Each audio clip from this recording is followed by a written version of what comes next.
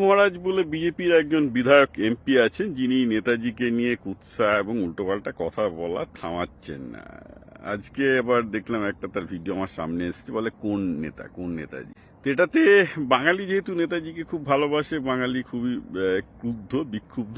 আমি কিন্তু ওই দৃষ্টিতে দেখছি না। আমি প্রতিটা ঘটনার পেছনেই একটা বৈজ্ঞানিক মনন নিয়ে বার করার চেষ্টা করছি যে হচ্ছেটা কি। একটু আমরা পুরো ব্যাপারটা বোঝার চেষ্টা করি। এরা বুঝতে গেলে আমি বলবো, আজ থেকে প্রায় 2 বছর আগে একটা ঘটনা ঘটেছিল আমেরিকায়, সেটা একটু বলি, তাহলে আপনাদের কনটেক্সটটা বুঝতে সুবিধা হবে।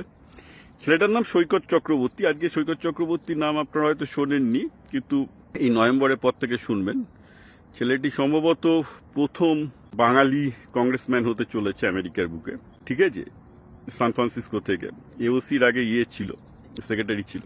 তো সৈকত চক্রবর্তী 2 বছর আগে নেতাজির টি শার্ট পরা নিয়ে একটা ফটো তুলেছিল। সেটা নিয়ে আমেরিকায় প্রচুর গন্ডগোল হয়েছিল, কারণ সৈকত চক্রবর্তী খুব পাঁড় বামপন্থী, এটা সবাই জানে। তো নেতাজির একটা টি শার্ট ঘুরে বেড়াচ্ছিল। কেন নেতাজির টি শার্ট পরে ঘুরে বেড়ানো গন্ধ হয়? কারণ যদি আপনি আমেরিকা এবং ইংল্যান্ডের চোখে দেখেন, আমেরিকা এবং ব্রিটেনের চোখে দেখেন, তাহলে কি তাদের চোখে নেতাজি কিন্তু একজন ওয়ার ক্রিমিনাল, একজন যুদ্ধাপরাধী, ঘোষিত যুদ্ধাপরাধী। কারণ তিনি একজন নাজি কোলাবোরেটর নাম্বার 1, এবং তিনি একজন জাপানি কোলাবোরেটর। অর্থাৎ জাপান, আপনারা জানেন যে দ্বিতীয় বিশ্বযুদ্ধের পর 2টো ওয়ার ক্রিমিনাল ট্রাইব্যুনাল হয়েছিল। একটা হয়েছিল নুরেমবার্গে, যেখানে ইউরোপিয়ান নাজিদের অনেককে ফাঁসিতে ঝোলানো হয়।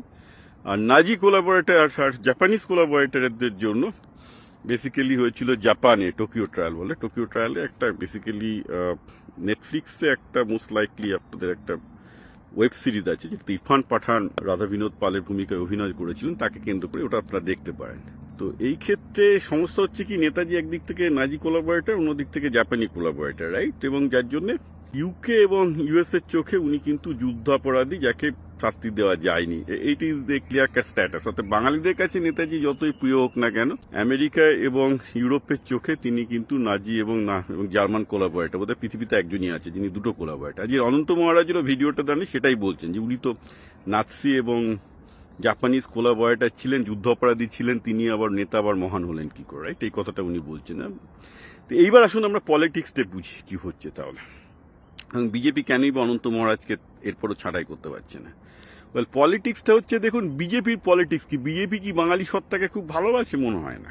বিজেপির ব্যাপারটা হচ্ছে তাকে ভোটটা ধরে রাখতে হবে। একটা পলিটিক্যাল পার্টি, তার ভোট নিয়ে কথা, ভোটের গণিত নিয়ে কথা, রাইট?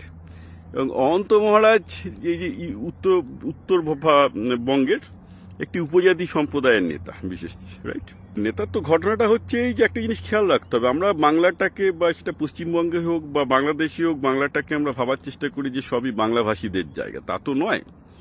বাংলায় যদি আপনি কোচবিহারের ইতিহাস দেখেন, তারা নিজেরা বরাবর আলাদা রাজ্য চেয়ে এসছে। তারা মনে করে তারা আদিবাসী, তারা মনে করে বাঙালি তাদের উপর একটা শোষক জাত। অতএব সেখানে তারা বাঙালির আইকন নেতাজিকে বারবার আঘাত আনার চেষ্টা করবেই, বোঝাতে যে তারা আর বাঙালিরা এক নয়, তারা আদিবাসী এবং বাঙালিরা তাদের উপর শোষিত। সুতরাং বাঙালির কোনো নৈতিক বা কোনো নেতাকে তারা মানবে না, এটা সোজা কথা। সুতরাং বাঙালিকে তারা বারবার করে আঘাত করার চেষ্টা করে বাঙালি বনাম উপজাতি একটা লিফট তৈরি করা হবে। এবং এইটার উপর বেস করেই কিন্তু আজকে ত্রিপুরায় উপজাতিরা বলুন, আসামের উপজাতিরা বলুন, কুচবিহারেও একই খেলা চলছে। ফলে অনন্ত মহারাজের একটা দাম আছে বিজেপির কাছে, রাইট? আর বিজেপির তো একটাই জিনিস, তো ভোট দরকার। ফলে তারা পশ্চিমবঙ্গে এসে নেতাজির কথা বলবে, আবার দরকার হলে উত্তরবঙ্গে কামতাপুরীতে গিয়ে যদি মনে হয় যে না নেতাজিকে গালাগাল দিলে ভোট পাবে, তো তাই করবে। দেখুন, ভোটার পার্টি। আর এই কথা বলে নিশ্চয়ই বিজেপির যে একটা লোকসান হবে তাও নয়। কারণ প্র্যাকটিক্যালি স্পিকিং আপনি যদি দেখেন, নেতাজি কংগ্রেসে তো প্রাপ্ত ছিলই। কংগ্রেস নেহরুর পার্টি, নেহরুর সাথে নেতাজির যা সম্পর্ক সম্ভব নয়।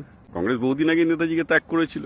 সিপিএম বা বামপন্থীরা নেতাজিকে তো তেজর কুকুর বলেছিল, রাইট? তো বামপন্থীরা নেতাজিকে বহুদিন আগেই ত্যাগ করেছে এবং নোংরা কথা বলেছে, যেহেতু তিনি জার্মান এবং জাপানিজ কোলাবোরেটর ছিলেন একসাথে। থার্ড বাকি রইল কি তৃণমূল, যেটা কিনা বাঙালিদের পার্টি। তাদের নেতাজিকে সম্মান করা দরকার ছিল, কিন্তু তৃণমূলকে তো ধরার মধ্যে আনাই যায় না, তো নিজেদের মাফিয়া। ওদের একটাই কাজ, টাকা, কিছু নাই, এবার চুরি ডাকাতি করে টাকা করা। তো এটা একটা প্রবলেম যে নেতাজির এক্সাম্পল থেকে বাঙালি বুঝতে পারবে যে তাদেরকে আসলে সবাই ভাঙিয়ে খায়, তাদের আবেগকে ভাঙিয়ে সবাই খায়। তারা বুঝুক। বামফ্রন্টের ইতিহাস ঘাটলেও দেখতে পাবেন যে বেসিক্যালি যে কমিউনিস্ট পার্টি নেতাজির সাথে কিরম দুর্ব্যবহার করেছে। হ্যাঁ, বাকি সব পার্টির সাথে এটা গন্ডগোল ছিল, কারণ তিনি একটা ইউনিক পলিটিক্যাল আইডিওলজি ছিলেন, যেটা আমি মনে করি, আমি বলেছি, তাই ইন্ডিয়ান স্ট্রাগল পুরো দেশের জন্য ভালো হতে পারতো। But at the same time Europe এবং ইউএসএ তে তিনি নাৎসি এবং জাপানিজ কোলাবোরেটর, অতএব এখানে তো একটা সমস্যা আছেই তার স্ট্যাটাসের। এবং নেতাজির বিরুদ্ধে তিনি যে বেসিক্যালি কত ফলসলি, এবং বাংলার লোকজন, ভারতের লোকজন যে তাকে ভুলভাবে পুজো করে, এটা নিয়ে অ্যাকচুয়ালি একাডেমিক পেপার পর্যন্ত আছে, আমি সেগুলো পড়েছি পর্যন্ত।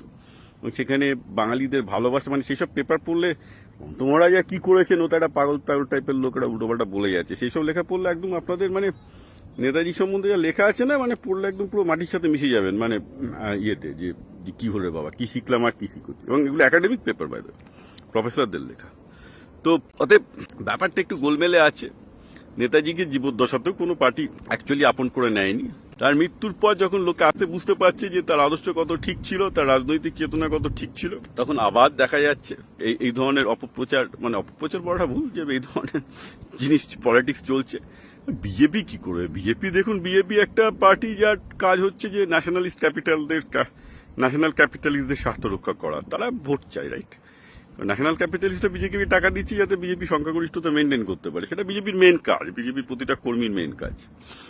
এখন কোশ্চেন হচ্ছে, তার জন্য যদি কামতাপুরি ভোটটার জন্য যদি অনন্ত মহারাজকে তার জন্য তেলাতে হয়, সে তিনি যতই নেতাজি বিরোধিতা করুন না কেন, বিজেপি করবে, কে আর করবে? তাতে বিজেপি কি মনে করে যে বেসিক্যালি কিছু বাঙালি ভোট কমবে? কমলে কমবে, কি করা যাবে?